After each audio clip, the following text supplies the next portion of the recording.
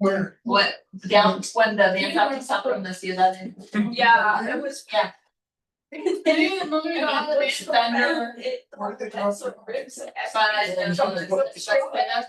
Luis, My color, my color. Down. Okay, now. okay, okay, yes. Yes, I can So see the it. more formal introduction of Marisol is that she is also a licensed marriage and family therapist. She is bilingual in Spanish and English and a PhD student in school psychology program at the University of Arizona. Over the years, she's come to see therapy as a form of art, one that requires presence, creativity, and deep connection. For her, being a therapist means entering into a collaborative space where she can genuinely know, understand, and support each person's unique process. Her journey to becoming a therapist was itself a discovery, an unfolding experience not unlike the one many clients go through in therapy, whether children or adults. And her sessions are interactive, collaborative, and grounded in respect for their individual journeys. And her primary goal is to create a safe and secure space where clients feel supported and they can explore their concerns. She strives to offer a holding environment through attuned presence, undivided attention, and a calming, compassionate approach. And some of this we know about Marisol, but she loves spending time outdoors, camping, hiking, backpacking, and she also enjoys watching sports. She's an introvert at heart, and she appreciates quiet time at home and unwinding by watching a good show or stand-up comedy, listening to vinyl records with her wife, and spending time with her cat and dog. So thank you so much, Marisol. Thank you. All right, yeah, so I just wanted to do, this was unexpected. Este es un póster que presenté last year in Chicago at the National Conference for NAS, National Association for School Psychologists. And this is more like an introduction, kind of like making my first steps into research because I did not have any experience in research before this. And also having the experience of being like there presenting, people asking questions. So this is how it looked like. This was the end product, como se miraba al final. Y el título es Culturally Responsive Trauma-Informed Practices for Early Childhood Settings. And just to put us in context, early childhood settings can mean different grades depending on the stage, or depending where we are. Significa la primera, que sería como primera infancia, sí, early childhood, como de preescolar. Primera infancia, sí. Primera infancia, sí, de preescolar a tercero de primaria es como lo estoy viendo yo. Since preschool to up to third grade, it's what I'm seeing because I feel like children are still like, they need to play still, you know, and sometimes we just put children in the classrooms and we expect them to read and write and do all this more scholarly things that, you know, many times are not fully ready for.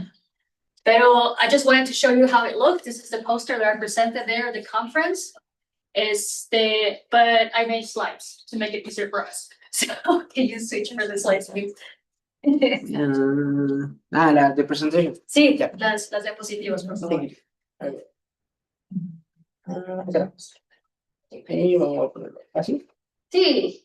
I also, a little caveat here, I'm trying to explore how it feels for me to write my name in lowercase, just to decenter myself from the work, and we can focus more on the theme of how important this work is. I think the only other person that I know to do this, it's a professor from San Diego State, Marcela Polanco, and Bell Hooks. So, yes, you know, I'm just trying to I wanted to center myself from this type of information or work that I'm aiming to accomplish. Okay, so far it feels good. It feels genuine to some point. Okay, so just to put us in context, I just want you to know that in 2016, 50,000 children were expelled from preschools. They were under 5. 50,000 niños fueron expulsados de las escuelas under 5. And, well, fueron suspendidos, pero 17,000 fueron expulsados. Okay, 50,000 were suspended, but 70,000 were expelled. And this is in 2016. We don't have more recent data. Why? Is that 17 and 15? Yes, yes. Why? What do you think why? What happened in 2017? No, well. Yes. Yeah, new president. We don't have that data. We don't have data of the most recent information about this. So we should also consider that the available data did not capture other disciplinary practices. So I want us to also think about the soft expulsions or soft suspensions. What do you think I mean by that? Sending out of the classroom. Send them out, yeah, that's one, or señora venga por su hijo, hoy se está portando mal, pero no, sí sigue siendo parte de la escuela, you know?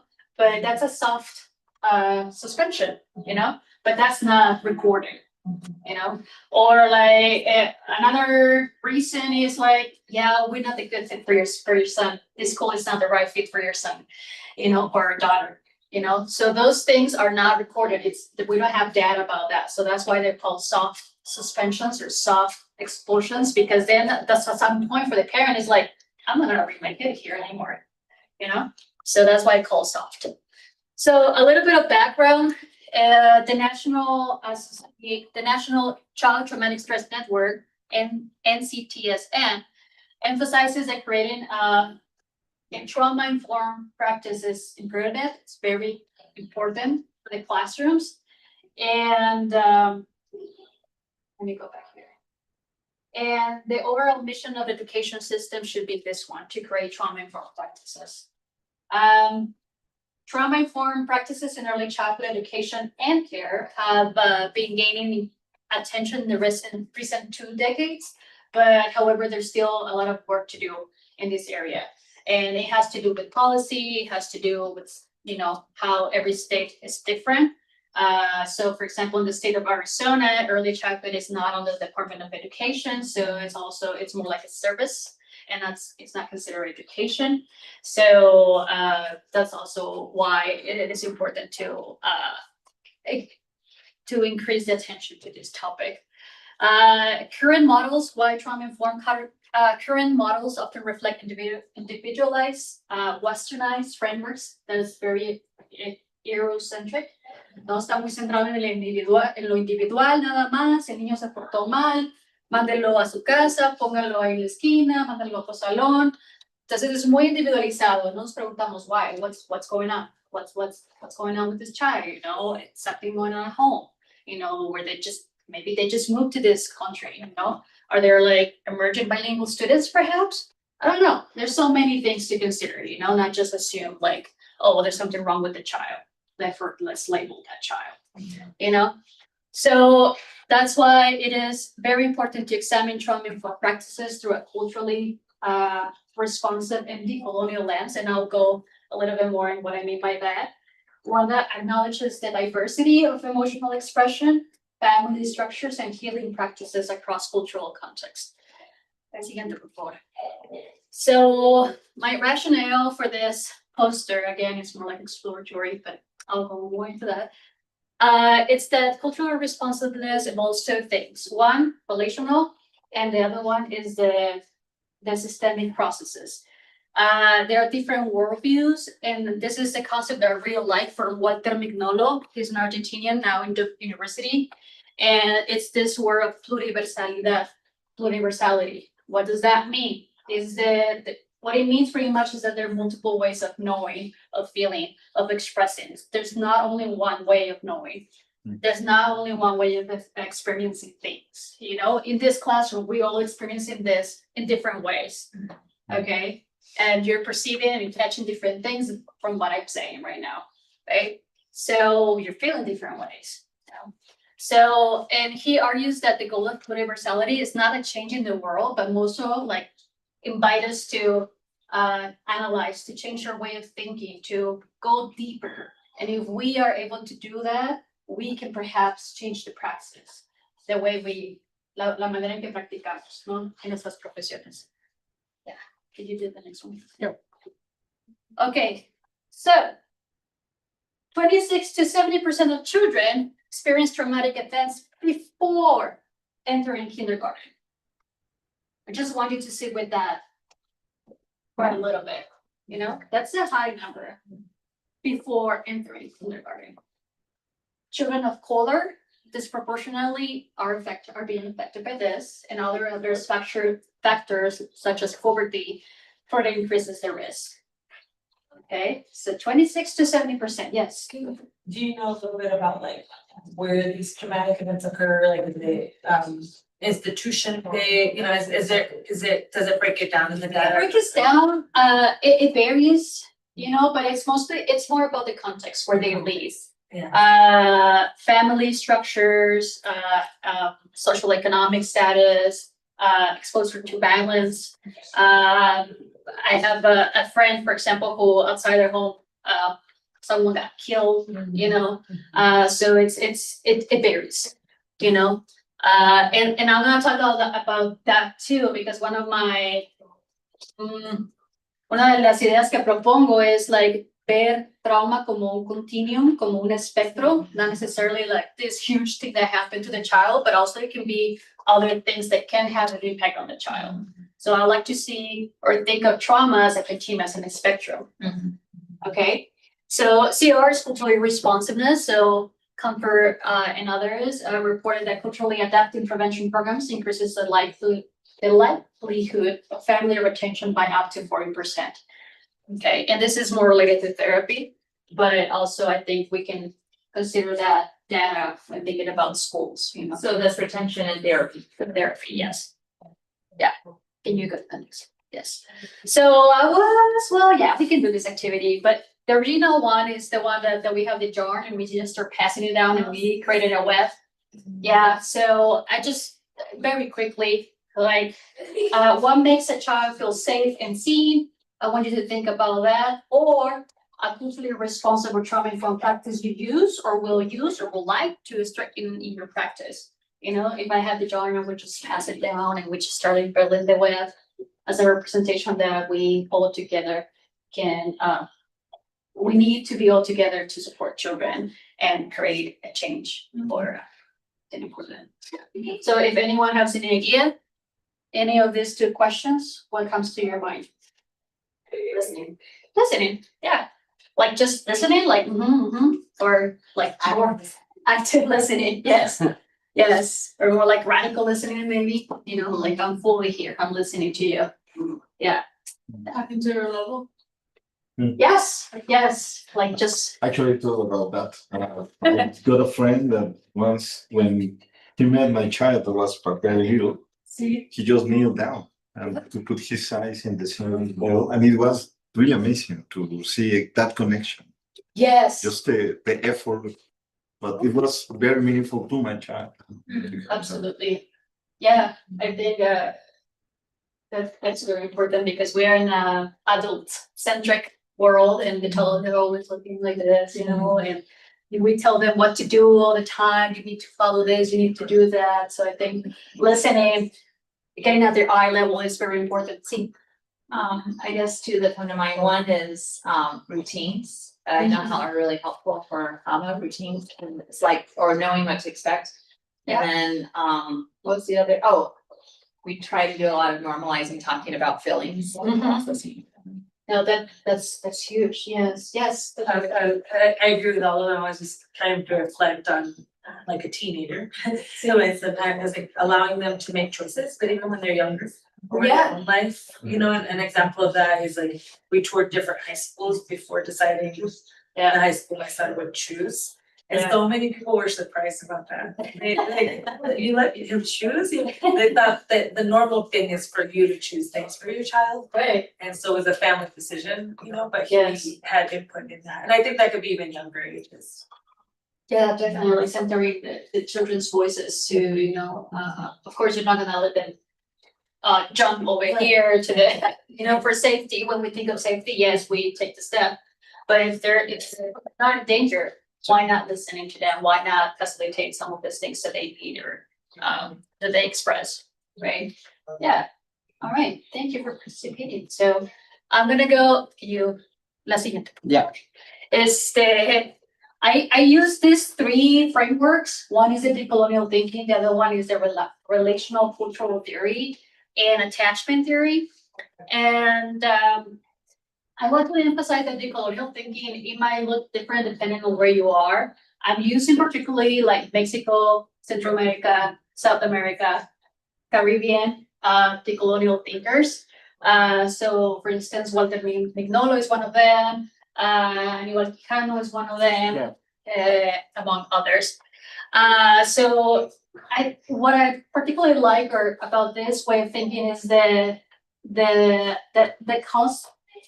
It makes a call to the link us from imposed systems, and really help us question, like, why is this in place?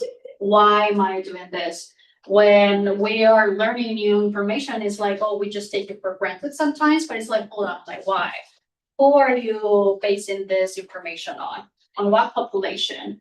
In therapy, for example, many of the theories are based on white people, middle class, so they not necessarily work for everybody, so it's like decolonial thinking help us like kind of like take a step back and really question this universality, like it's not universal. The relational cultural theory is that one centers human development and mutual connection, empathy, and relational resilience. And attachment theory is I've been like changing my perception of attachment theory over the years, because at the beginning I was like, oh, this is it. This is it. This explains attachment, this explains relationships, but not necessarily, because with the help of decolonial thinking, it's like, oh, wait, or they're basing these types of relationships, like, oh, the mother is the one carrying, and the mother is the one like, whoa, what about the father? What about other people around this child? La abuela, el abuelo, el tío, la tía, el vecino, it depends where you grew up. It's not necessarily just the mother, right? Right. Yes. Actually, I think that attachment theory is more open. At least Mhm. our perspective is much more open. It's not close to.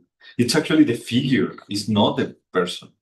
Yeah. And So it's more like anyone could be the mother figure, actually. yes. So it's not. Sorry. Because I'm thinking that it's much more open than just that. Exactly. Yes, and it depends on where you grew up or how you were educated, or cómo te enseñaron también, o qué fue lo que viste en casa, But I think that what helps there is more the metaphor. the metaphor of what? Yeah, like for instance, to have a safe space. The safe Where- space, yeah. Where you know that you are cared, Mm-hmm. and also that the care will arrive when you really need it. Mm-hmm. So that will create a peaceful framework of mind Mm-hmm. that you will be actually, for instance, in the small children Yeah. tasks about putting a child in Mm-hmm. front of some toys. Yes. And if they can play, Yeah. they feel confident. They're at the Yes. same age. If they are afraid because the person leave, Mm-hmm. so they don't have the security that the other got. Mm-hmm. So that's more like the idea, the general idea. What creates for you a peace of mind that you can feel supported, Yes. even if the figure is gone.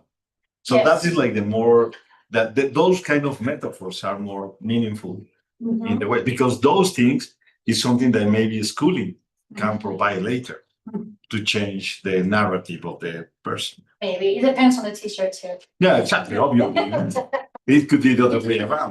Maybe factor, not just the teacher, Yeah, yeah, but yeah. the school culture and many other things that we need to consider. Yeah. But yeah, attachment theory is more like 0 to 5, and we focus on how that is being developed. Yeah, yeah. When we think like, oh, the child is too attached, there's no such thing as the child is too attached. The child is showing you a need, Mhm. and how does the adult or whoever the caregiver is responding to that need. So maybe if, I don't know, I'm thinking of my mother, it's like, no, pues no estés llorando, deja de llorar. That's how she would respond to my need, and that's not necessarily what I needed at that moment, So there are different ways, and I learned to adapt to that style of my mother, based also on her needs and things that she probably missed growing up, right? So in attachment theory focuses on 0 to 5, but also I feel like in a multicultural lens, it's more like, nada más uno, no? And it's like, no, there are multiple people who can play an important role in the child. I can still think of my kindergarten teacher. It's like, oh, it's just very loving. So it's kind of like rethinking or reimagining attachment, not just in this way, it can be multiple ways. Yes. Yeah, that's important. Yes. So the implications for practice, la siguiente, por favor, Alexis. Oh, Yeah. so, again? Oh, well, I was taking a picture. Yeah. Oh, you were doing a picture. Well, you can later share your presentation as well, right? Sí, claro. Sí. So the implications for practice when I was doing this poster was one for school psychologists and the other one for the early childhood systems. And this one for school psychologists, I was invited us to recognize trauma as a continuum shaped by relational, cultural, and structural contexts. And three other points is to critically examine assumptions about trauma, attachment, and emotional expression and behaviors. I'll give you an example, perfect example. I was doing school practicum in Phoenix, Arizona, kindergarten classroom, 5-year-old. He was running out of the classroom. He was missing classroom. He was running out of the school. The teacher, what do you think the teacher thought of this child? It was not positive. She said, ay, este niño debe tener un problema mental de personalidad. He must have a personality disorder. And I'm like, no. Mental problem, that sounds very. He's a 5-year-old, let's explore more. Let's get to know this child, like who is this child? Who does he live with? What is the structure in his family?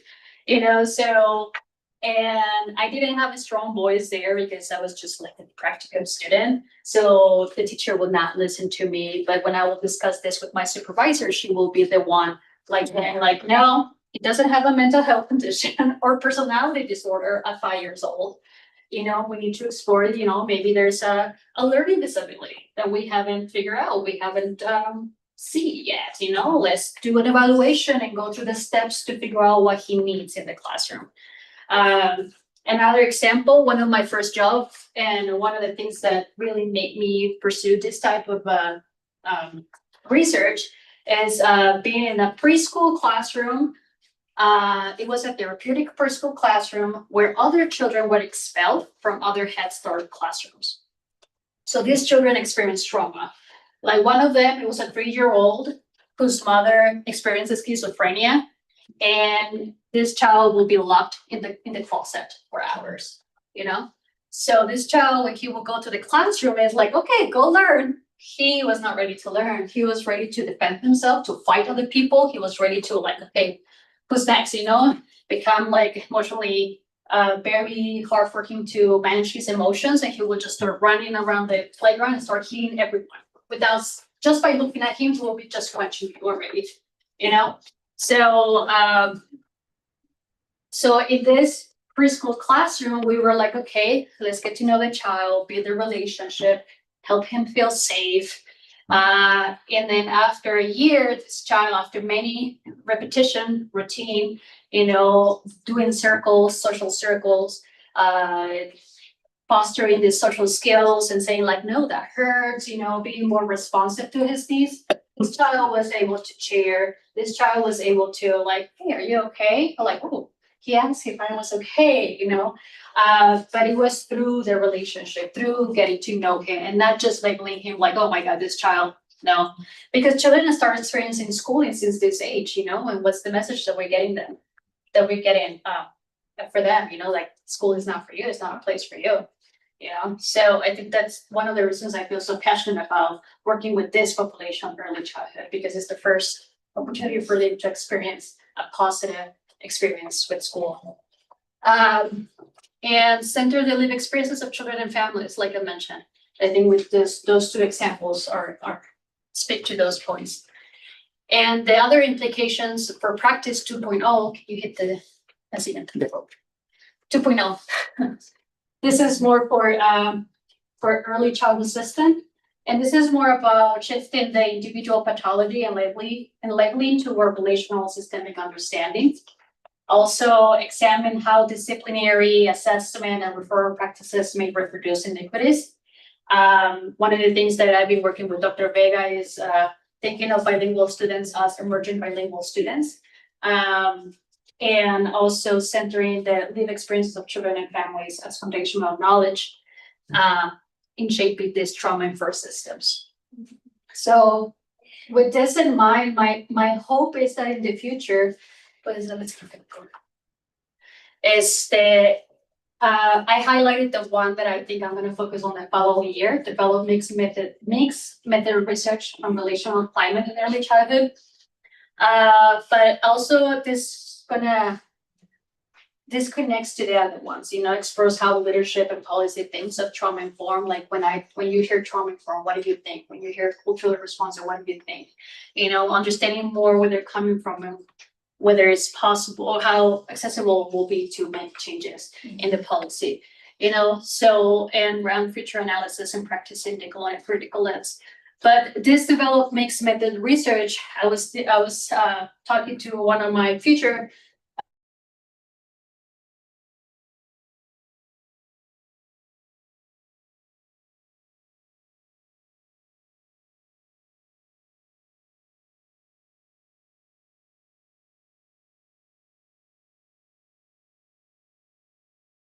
or classroom experiences, and he suggested to use the Whoop bands, the Whoop that tracks your heart rate and all those things, maybe for the teachers to wear them, and we can track how they're feeling or experiencing those situations in the classroom and how they respond to the situations in the classroom with the children. So that's exciting. I don't know how that will look like, but just thinking of it, it's exciting. So maybe perhaps that could be one way of doing the mixed method. That would be interesting. Yes, that would be very interesting. So in conclusion, just to close this, I just wanted to walk with these two questions, like whose knowledge defines trauma and whose ways of relating are centered when we think about culturally responsiveness and trauma-informed practices. So with that being said, the next slides are only my references. You can get that. I love that question you asked. Maybe we could ponder it in the last Yeah. slide. Is that because knowledge defines trauma? That's kind of my question.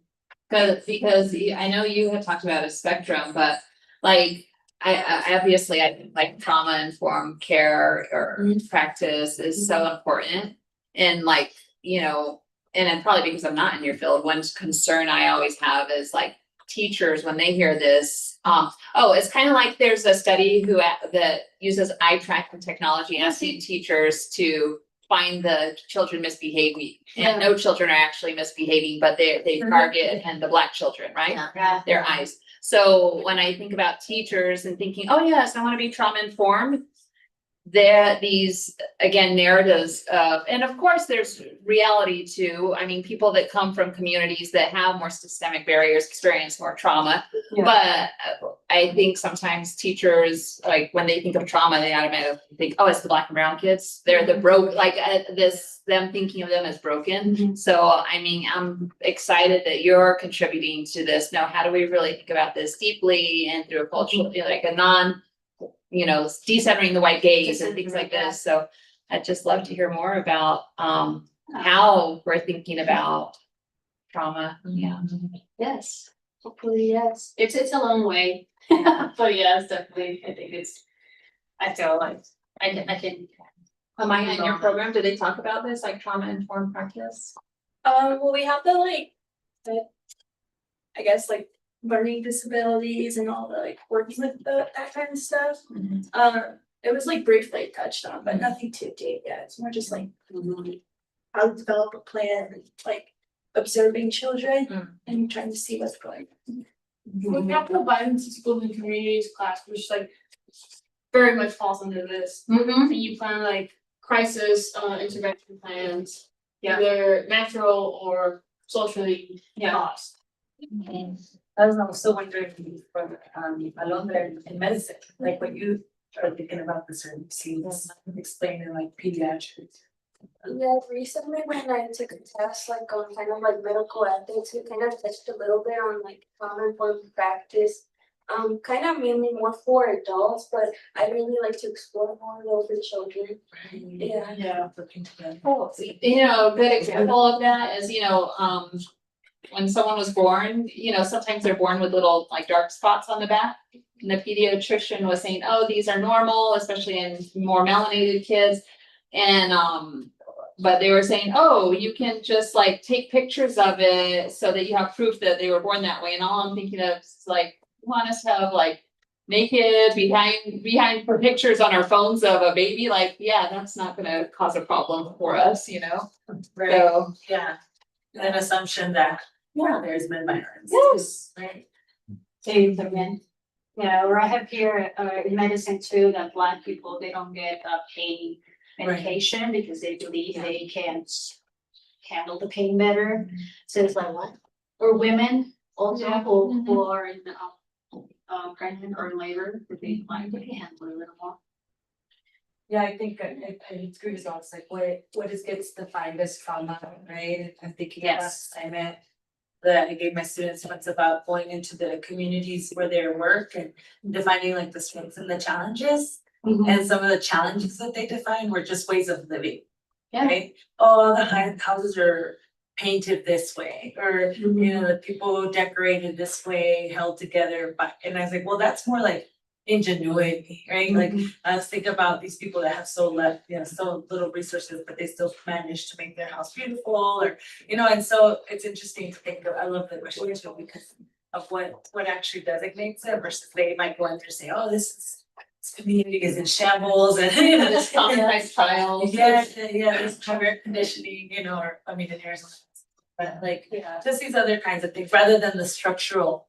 That's kind of where my question kind of came from, is like the structural piece that contributes to that versus like the individual. And there's this stat I heard one time that immigrants arrive to the US healthier and their health deteriorates over time. Like the Mexico, right? And leads to like diabetes or other health problems and things like that. But something I've started to do is just challenge like where that trauma actually occurred and deciding whether that comes post migration. Yeah. Because of or before, because I think there's an assumption for immigrants that's before. I mean, there was things that obviously may have happened there too. So I was gonna say with your study that you want to do the risk. I can't remember her name. It's gonna come to me in a minute, but a former colleague of the past institute, she used to also study saliva. And so stress levels that way. Oh, well, I was in Houston. Yeah, there's another one at U of A. Oh, Check okay, it out. So okay. there's stress Oh, levels, yeah, so there might like be biometric another. stuff, so it's Yeah. No, thanks. Not live tracking, right, but still, Yeah. right? Yeah. And I think, and then maybe that information can also help like to provide for teachers other support systems too as well, like, oh, yeah, you go and teach and handle all these different needs and emotions, but okay, how does the teacher, what kind of support does the teacher receive, do they expect us to like know and deal with it or manage in the best way they could? Yeah.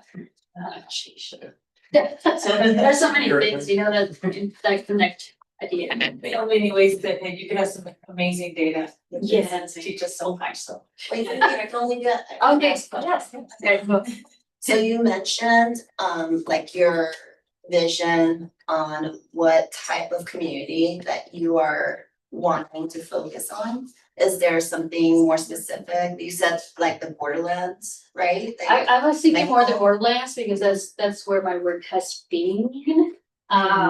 In San Diego, Tijuana. Yeah, Well, we're San Diego, but most of the children were crossing community to San Diego from Tijuana. is there like a specific phenomenon or a specific type of community that you are focused, like you envision focusing on in your research? And the reason for The borderlands? in the future, perhaps yes, but I'm thinking that this will turn into a dissertation. And I'm just thinking like using just Tucson schools or, if I able to connect with more like Nogales or San Luis. San Luis schools, that will be great because I know that many of the children also cross the border for community. So it will be interesting to explore those those stories too. Of what is it like or, yeah. Yeah, those are good questions to think about. Thank you. Any other questions? Oh, just wanna.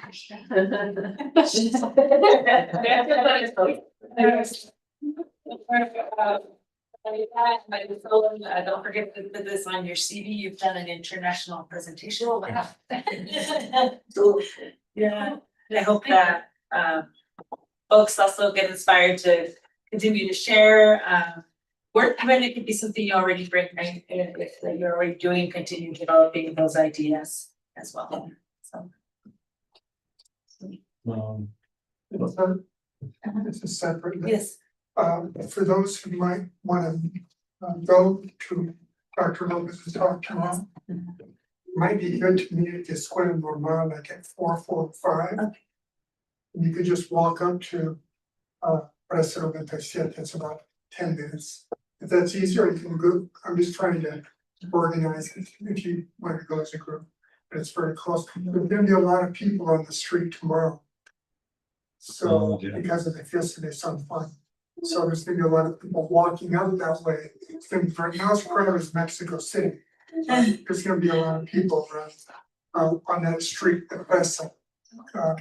So it's just a thought. What was I gonna say? Can you tell us a little bit about the space?